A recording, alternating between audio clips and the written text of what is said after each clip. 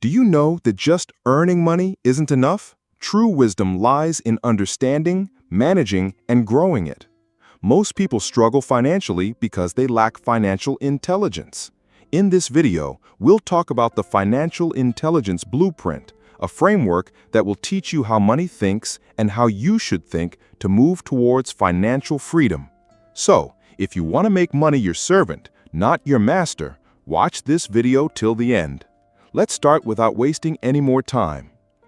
Everyone talks about making money, but very few people understand money.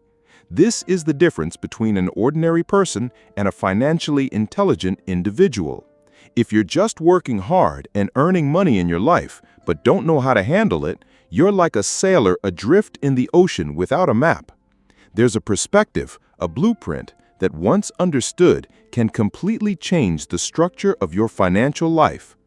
Our education system makes us academically smart, but leaves us financially illiterate. It should help you understand the behavior of money, its psychology, and its moves. It's just like a game. Until you know the rules of the game, you can't win. So in this first chapter, let's talk about the root of financial intelligence, your perspective on money. What comes to your mind when you see a wealthy person? Envy, inspiration, fear, or confusion? The journey to financial intelligence begins with this question, because if you have negative thoughts about people who make money, such as wealthy people are greedy, money is the root of all evil, or earning more money means taking away others' rights, then understand that you've already built a wall between yourself and money. This is the wall that won't let you get rich, no matter how hard you work. The first principle of financial intelligence is to befriend money, not antagonize it. You need to understand that money is a resource, just like fire. With fire, you can cook food or burn down a house. The difference lies in your intentions and understanding. Rich people don't just think about money, they understand its direction, its timing, and its utilization. They know when to save and when to spend. Now, understand another interesting point here.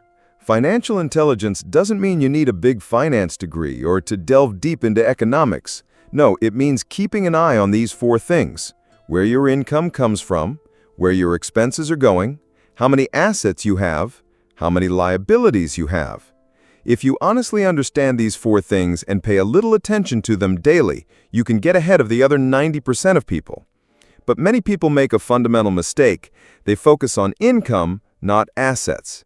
For example, someone earns 100,000 rupees a month, but they don't have any source that provides passive income. On the other hand, someone else earns only 40,000 rupees, but has created a digital product that earns an extra 10,000 rupees every month. Now think, who is truly rich? The next step in financial intelligence is to develop an asset-building mindset. Until now, you've probably only heard about jobs, meaning working to earn money. Now hear this: build assets so money works for you. And an asset doesn't just mean land or property. An asset can be anything that makes money for you, like an ebook, an online course, a blog, a YouTube channel, an app, a machine, a team, anything. It's not necessary that the asset currently makes a lot of money, but if it consistently brings in money in the future, then it's a valuable asset. By adopting this mindset, you can gradually reach a place where you don't need to sell your time. And this is the true purpose of financial intelligence: freedom. Chapter 1, Part 2. Now think, if financial intelligence is so important, why don't we learn it from childhood? Because we were never taught how money works. We were only told to earn money. And in this pursuit, millions of people just keep working hard without understanding where the money they're earning is actually going. There's a big difference here between earning and understanding. Many people earn millions but are still in debt at the end of the month. This is because they understand the flow of money, but not the mindset. Financial intelligence teaches that money grows not just through hard work, but also through smart work. So let's talk about the three major reasons that keep people financially weak. 1. The habit of spending and lack of control over habits. People earn money and immediately think, now let's buy something nice. Their money comes in and goes out just as quickly. This habit is called emotional spending. People spend when they're happy. They spend even more when they're sad. Financial intelligence teaches us to control money with understanding, not emotions. 2. Lack of future planning. Many people live only for today. They don't know what big expenses are coming in the next 6 months. If you invest even 500 rupees every month, that small amount can become substantial in 5 years. 3. Understanding money only as income. People think that the more they earn, the more financial power they have. But this isn't true. If your income is increasing, and along with it your expenses and liabilities are also increasing, then you are at even greater risk. Real power comes when your assets grow with your income and liabilities decrease. Now, let's talk about an easy way to understand assets and liabilities. An asset is something that puts money in your pocket. A liability is something that takes money out of your pocket. Many people consider a car an asset, but if it's bought on EMI, has maintenance costs and needs petrol, then it's actually a liability because it's taking money out. However, if the same car is running on Uber or Ola and earning you money every month, then it becomes an asset. Therefore, a key rule of financial intelligence is, before every expense, ask yourself, will this thing make me money or consume it? Now let's move on to some easy, actionable steps. 1. At the beginning of every month, make a simple plan for your income and expenses. 2. Before spending, think for 10 seconds. Is this truly necessary? 3. Invest at least 10% of your monthly income in yourself, knowledge, books, skills. 4. Every month, think of an idea that can become an asset in the future, such as a side hustle, content creation, learning AI tools, etc. 5. Prioritize SIP. Focus more on things that accumulate money than on things that drain money every month. Now you might be thinking, do I need a lot of money to do all this? No. The most beautiful aspect of financial intelligence is that you can start it from zero. It's not necessary to have millions of rupees. What's necessary is a clear mindset, an action plan, and patience. And when you start adopting this mindset, money gradually becomes a stable part of your life. Your confidence grows, your decisions improve, and your financial journey gets on a steady path. Chapter 2, Part 1. Money isn't just a piece of paper, it's a language. And until you learn to speak this language, you can never become financially independent. The problem is that we aren't even taught the ABCs of this language. School teaches us math, college prepares us for a job, but financial language, we either learn it through losses or spend our entire lives in the dark. So in this chapter, we will learn how to understand and use this special language of money. And its first word is cash flow. Many people think that if there's money left at the end of the month, everything is fine. But actually, it's essential to see where the money is coming from and where it's going. This is cash flow. Understand it this way. Imagine your bank account is a tank where water is both coming in and going out. If you don't know the inlet and outlet amounts, the water will either overflow or dry up. The same happens with money. That's why every financially intelligent person does this. They listen to the voice of their money. Now the question arises, how will money speak? When you start noting down your monthly expenses, every small and large transaction, you begin to see where you spend the most money. For example, suppose you order food from outside for 200 rupees every day. You think it's a small thing, but at the end of the month, that small thing becomes 6,000 rupees. Now think if that 6,000 rupees went into an SIP. The first level of financial intelligence is to understand the movement of money. Those who start to understand the flow of money gradually learn to control it as well. Next comes budgeting. People are scared of this word. It feels like a punishment. But in reality, budgeting is the art of controlling yourself. A budget is a plan to give you a better tomorrow than today. Many people think, we have so little money, why make a budget? Actually, those who have less need it even more. because a small amount of money, if managed correctly, can become large. So in this section, we learn a powerful and simple method, the 50-30-20 rule. 50% for needs, rent, food, electricity, water, travel. 30% for wants, Netflix, eating out, new clothes. 20% for savings and investments. This is the key to your freedom. If you adopt this one rule, your money gets a direction right from the beginning of the month. And remember, financial intelligence doesn't just mean you know how to count money. It means you understand your relationship with money. Do you fear money or befriend it? Do you run from money or understand it? Do you consider money an expense or an investment? The answers to these questions determine whether you will move towards financial freedom in the coming years or remain stuck in the swamp of debt. Therefore, let's conclude this chapter with an important thought. Learn the language of money. Otherwise, this language will leave you illiterate, no matter if you have millions. Chapter 2, Part 2. When you start directing your money, many things in life suddenly come under control. But there's one area where most people stumble: emotional spending. Have you ever gone shopping when you were in a bad mood or bought something you didn't need just because you saw a sale? These are emotion-driven decisions that silently eat away at your wallet. Money needs to be managed not just with a calculator, but with your mind and heart too. Here comes the next level of financial intelligence: emotional awareness. Every time you're about to spend, ask yourself 3 questions. Do I really need this? Is this thing adding any positive value to my life? Am I making this purchase just because I'm bored or unhappy? If the answer to 2 of these questions is no, then stop. This is where you gain control over yourself.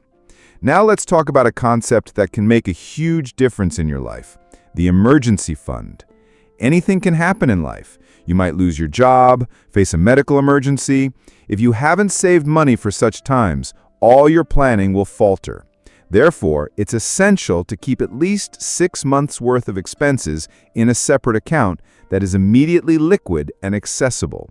You can build this fund based on your regular expenses. If your monthly expense is 30,000 rupees, you should have 180,000 rupees in your emergency fund. Why? Because life sometimes tests you without warning. A job loss, an illness, a sudden big expense can arise. So an emergency fund is your safety net. And finally, the deepest lesson of this chapter: money is driven by understanding, not by emotions. Those who make decisions based on emotions, engage in impulsive shopping, or invest without thinking always regret it. But those who consider every rupee a soldier fighting for their freedom will one day achieve that freedom. So if you're ready to take another step towards that freedom, let's move to Chapter 3. Chapter 3, Part 1. If you received 1,000,000 rupees today, what would you do? Some would say, buy a new car. Some would say, pay off debt. Some would say, go traveling. But very few would say, I will use it in such a way that this money starts earning more money for me. This is the real beginning of financial intelligence. Earning money isn't difficult. Managing it is the greatest art. In this chapter, we will talk about how you can manage your monthly money in such a way that not only your needs are met, but your future also becomes strong. The first and most important thing is budgeting, but not just for counting expenses, but for directing money in the right direction. Many people think budgeting means cutting back, but in reality, budgeting means making sure your money goes where it has the most impact. Suppose you earn 50,000 rupees every month. If you spend that money without any plan, you'll have nothing left at the end of the month. But if you divide it into 4 parts, 50% for needs, rent, bills, food, 20% for savings and investments, 20% for lifestyle, travel, clothes, entertainment, 10% for self-growth, courses, books, health. Then you will see that after a year, your life will be balanced and so will your bank balance. Now, let's talk about that magical word that can change your life: compound interest. Albert Einstein called compound interest the eighth wonder of the world. Why? Because it grows money exponentially. Suppose you invest 5,000 rupees every month in a place where you're getting an annual return of 12%. In 20 years, your total accumulated amount will be 1.2 million rupees. But due to compounding, you'll have approximately 5 million rupees. Think about it. That same 5,000 rupees that you might spend on Netflix, Swiggy, or shopping today could be the path to your financial freedom. Therefore, before spending money, ask yourself, is this expense bringing me closer to my freedom or taking me further away? Now, another very important topic: pay yourself first. When you get your salary or any income, what's the first thing you do? Pay bills, pay rent, pay off debt, and if anything is left, then save. But financial intelligence teaches that you should pay yourself first. This means immediately saving or investing a portion of your income. As soon as the money comes in, put 20% into an account in your name, a mutual fund, or an SIP. Manage the rest of your expenses with the remaining money. When you start paying yourself, you become the master of your money, not its servant. Now let's talk about bad debt and good debt. Bad debt is what only increases expenses, like credit card purchases or taking a personal loan for a party. Good debt is what generates income for you, like an education loan that boosts your career or a home loan that converts into property. The difference isn't whether you took a loan. The difference is how you use that money. Financial intelligence means understanding every direction and reason for money and taking every step accordingly. Chapter 3, Part 2. When you start giving direction to your money, many things in life suddenly come under control. But there's one area where most people stumble, and that's emotional spending. Have you ever found yourself shopping when you were in a bad mood, or bought something you didn't need just because you saw a sale? These are emotion-driven decisions that silently drain your pockets. Money needs to be managed not just with a calculator, but with your mind and heart too. Here comes the next level of financial intelligence: emotional awareness. Every time you're about to spend, ask yourself 3 questions. Do I truly need this? Is this thing adding any positive value to my life? Am I making this purchase simply because I'm bored or unhappy? If the answer to 2 of these questions is no, then stop. This is where you gain self-control. Now, let's talk about a concept that could make a huge difference in your life: the emergency fund. Anything can happen in life. You might lose your job. A medical emergency could arise. If you haven't saved money for such times, all your planning will crumble. Therefore, it's essential to keep at least 6 months' worth of your income in a separate account that is only accessed in an emergency. This fund isn't just your backup, it's your insurance for freedom. Now, another excellent strategy: zero-based budgeting. This means giving every single rupee a job at the beginning of each month. Decide beforehand where every rupee will go, instead of seeing where it went at the end of the month. This has 2 benefits. 1, no money will go to waste. And 2, you will have complete control over your money at all times. And this is the essence of this chapter. Don't let money rule your life. Instead, become the master of your money. Chapter 4, Part 1. Everyone wants to earn money, but very few people know how to put money to work.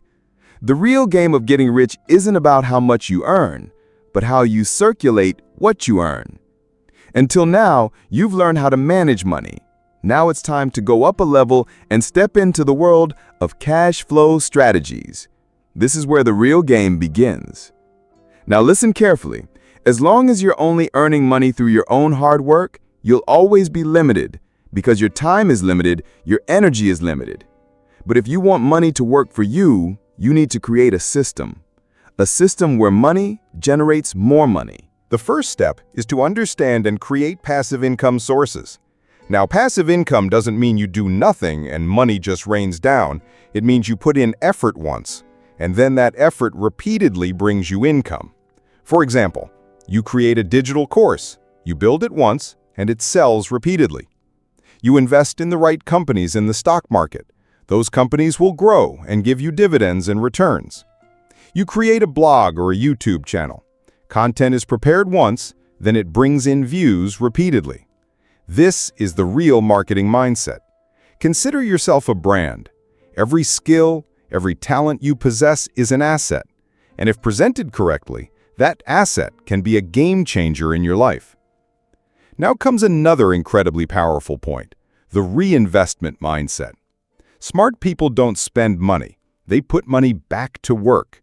For example, if you earn 10,000 rupees, what does the average person do? They'll just spend it. That's leverage. The most powerful way to make money is to invest your money where it can generate more money on its own. Always remember one rule here. If something isn't increasing your income or making you more capable, it's just an expense. And the sooner you get rid of such expenses, the better. Chapter 4, Part 2, Scalable Income. Now let's talk about the level where your income doesn't just become stable, but grows exponentially. This means you reach a situation where your income continuously increases without your direct time and effort. This is called a scalable income model. Imagine you've created a digital product, like an ebook or an online course. You create the course once, but it can be sold to thousands of people. With every sale, your income grows, but you don't have to create a new course each time. This is the magic of scalability. You build a system once, and then that system delivers results for you repeatedly. Now the question is, how do you build such a system? The answer is, identify a problem, create a solution, package that solution, and offer it to the market. This is the foundation of every successful scalable income model.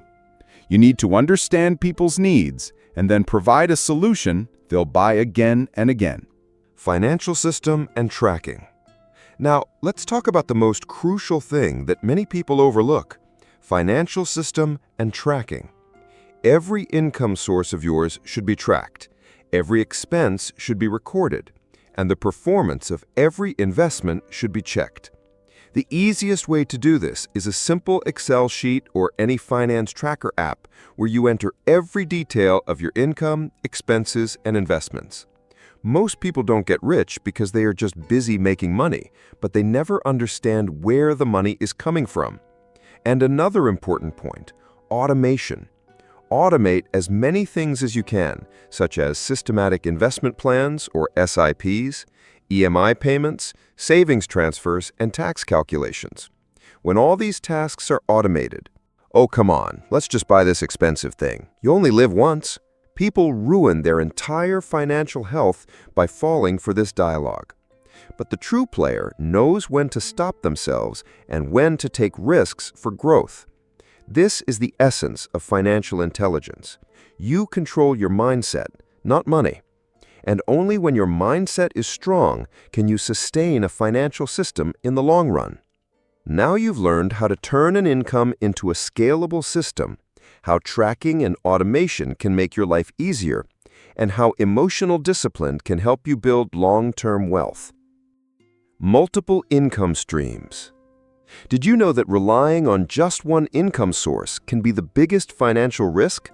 In today's world where economic fluctuations are common, creating multiple income streams is the biggest key to your financial security. If one path closes, you have other paths available. This is the mindset of the wealthy, and you should adopt it too. Multiple income streams mean that your income comes from several places, whether it's a job, business, investments, or freelancing. This strategy prevents you from depending on a single source, which reduces your risk. The good news is that creating multiple income streams isn't as difficult as it seems. You just need to manage your skills, time, and resources correctly. First, think about what skills you have that you can monetize. Are you a good writer? Or are you proficient in digital marketing? Can you create or sell a product? Or do you want to venture into the world of investments? Once you identify your options, the next step is to manage them together. Time management and prioritizing are crucial here.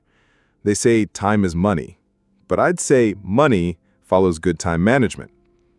When you dedicate time to each income source and keep them balanced, you become more focused and effective. Another significant advantage of multiple income streams is that you gain financial flexibility.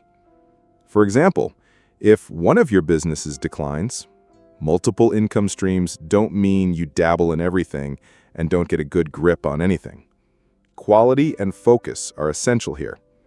You need to continuously monitor the performance of your income streams and abandon unnecessary or less effective paths. Chapter 5, Part 2. Choosing and managing income sources. Now that we've understood why multiple income streams are important, let's talk about which income sources you can choose and how to manage them so your money grows continuously. First, you need to understand that every income stream has its own nature. Some require more effort but give quick returns, while others require less initial effort but provide long-term benefits. Let's look at some common and effective income streams. Job or freelancing. This is the base of your stable income. Business or self-employment. If you have a product or service, this increases your scalability. Investment in stocks, mutual funds, or real estate. These are paths that can give you passive income. Creating digital products or online courses. Once created, these can be sold repeatedly. Side hustles or part-time projects, such as blogging, YouTube, or social media. Now, the question is, how do you decide which income stream to focus on? 1. First, accurately assess your time and resources. Give adequate time and energy to each stream, but be careful not to spread your energy too thin. 2. Second, monitor the performance of each stream. Which stream is bringing in more money? Which one is giving you satisfaction? And which one is slowly weakening? 3. Third, create the right balance. Some streams will give quick returns. Others are for the long term. Your portfolio should also have a balance of risk and security. Another important point is that you should have a separate financial management system for each income stream, like separate bank accounts, separate tracking, and separate budgets. This will give you the true status of each stream, and you'll be able to make better decisions. Remember, multiple income streams are your path to financial freedom. They keep you secure and help you fulfill your dreams. Chapter 6, Part 1. The Power of Investing. You know, the biggest thing about making money isn't how fast you earn it, but how you grow that money. Understanding the power of investing is the foundation of any financial wisdom. But investing isn't just about putting money in. It's about making thoughtful moves in the right direction. When you put money in the right place, it works for you, creates new opportunities, and strengthens your income sources. This investment is how your money grows without your active effort. However, there are many misconceptions and misunderstandings on the path of investment. People think that investing is only for the wealthy or that it involves a lot of risk. The truth is that everyone, no matter your income, can invest with the right knowledge and planning. The real question is, how do you start? And what types of investments are right for you? Stocks, mutual funds, real estate, bonds, or even cryptocurrency. Each has its own risks and rewards. In this chapter, we will discuss the fundamentals of investing that will help you make the right decisions. We'll understand how to manage risk, how to determine investment duration, and how to plan according to your financial goals. The aim is to help you overcome the fear of investing and make it a strong foundation for your financial growth. Chapter 6, Part 2. Understanding and Managing Investment Risk. When we talk about investing, the first thing we need to understand is that every investment carries risk. Risk doesn't just mean loss, it's the possibility that your investment might not give the return you expected.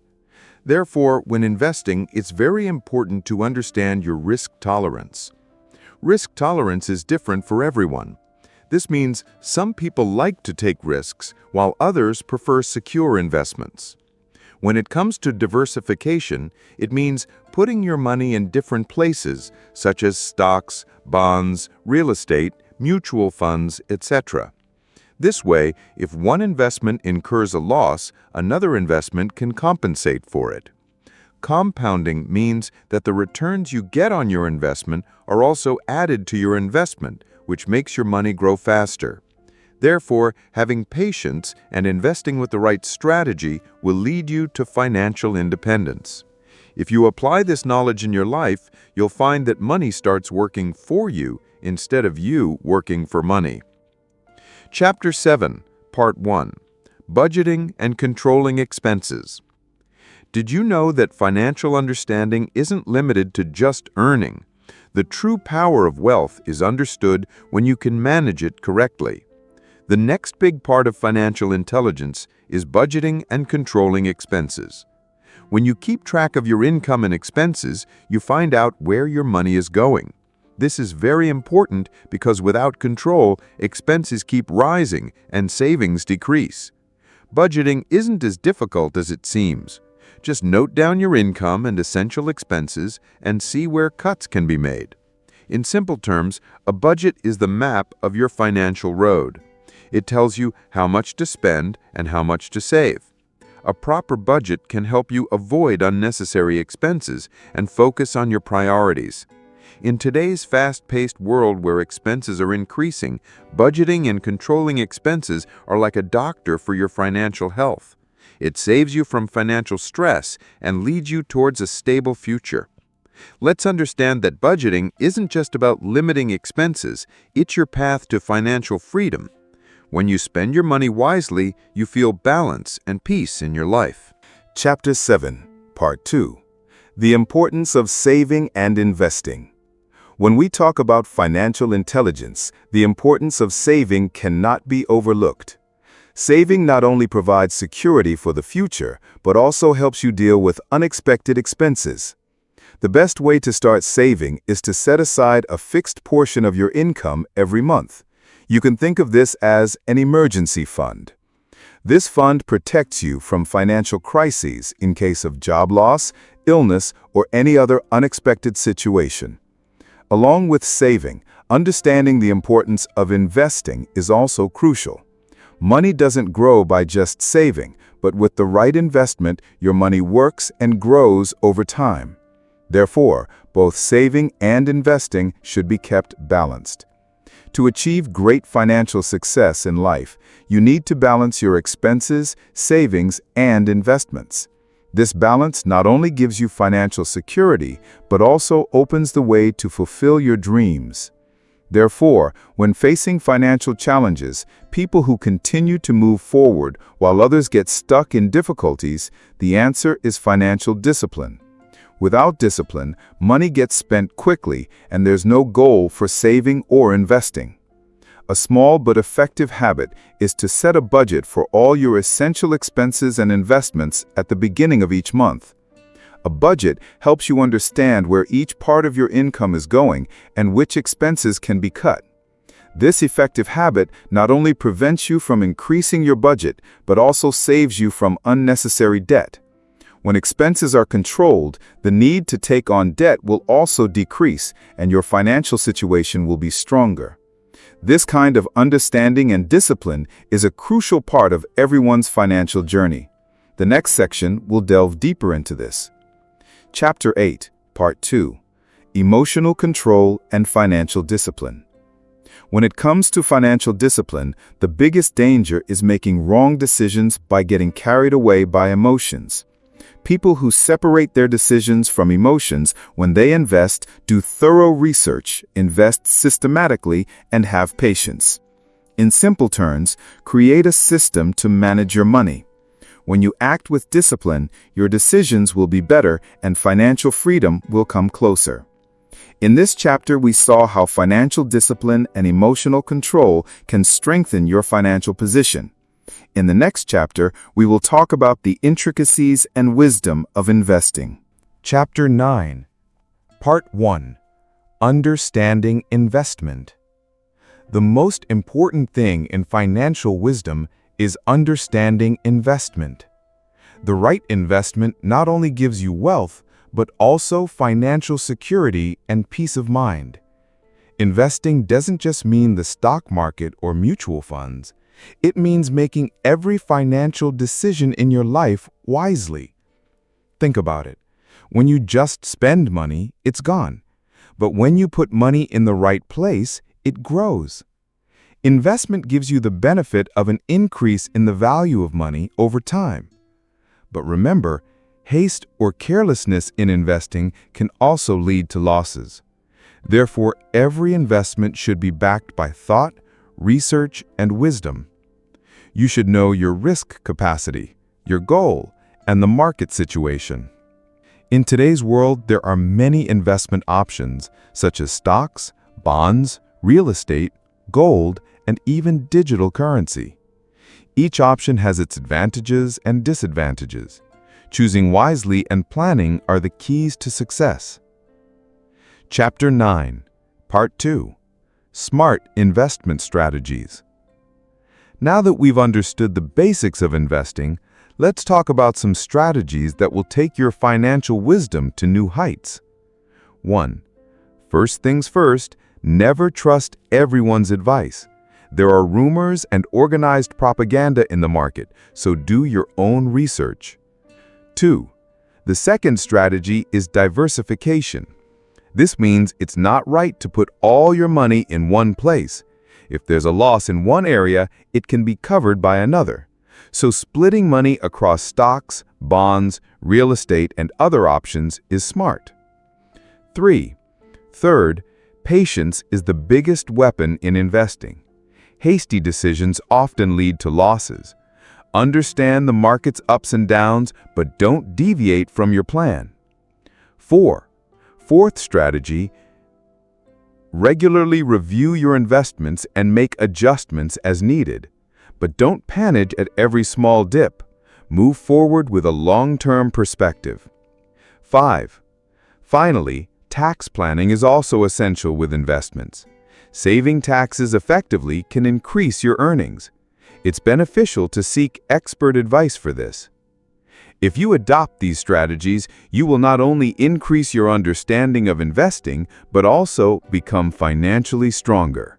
Chapter 10, Part 1, Risk Management in Investing. Now we will discuss a topic that is extremely important for every investor: risk management. Did you know that without proper risk management, investing is risky, and how can it be controlled? First, it's essential to know and accept risk. Every investment carries risk, but the difference is how you handle it. Before taking on risk, understand your risk tolerance level. This means how much loss you can tolerate without panicking. This will guide your investment decisions. Third, always keep an emergency fund. This way, if there's a sudden market downturn, you'll be able to meet your needs without incurring losses. Fourth, controlling your emotions during investment is the biggest challenge. Making wrong decisions out of fear and greed is common. Therefore, always act with logic and planning. Finally, if you don't understand the risk or feel insecure, it's good to seek help from a financial advisor. The right advice can guide you in the right direction. Chapter 10, Part 2, Incorporating Financial Wisdom into Daily Life. Now we will talk about how to achieve lasting success by incorporating financial wisdom into your daily routine. 1. First, you need to regularly track your income and expenses. It's important to know where your money is going so you can stop unnecessary spending and increase savings. 2. Second, learn to budget. A budget isn't just for large sums, but also for small expenses. It teaches you financial discipline and saves you from unnecessary spending. 3. Third, set financial goals.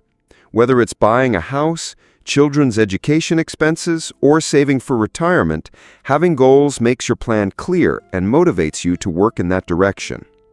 4. Fourth, develop the habit of investing. Regular investing grows wealth, and the impact of market fluctuations is reduced. Take advantage of options like SIP, Systematic Investment Plan. 5.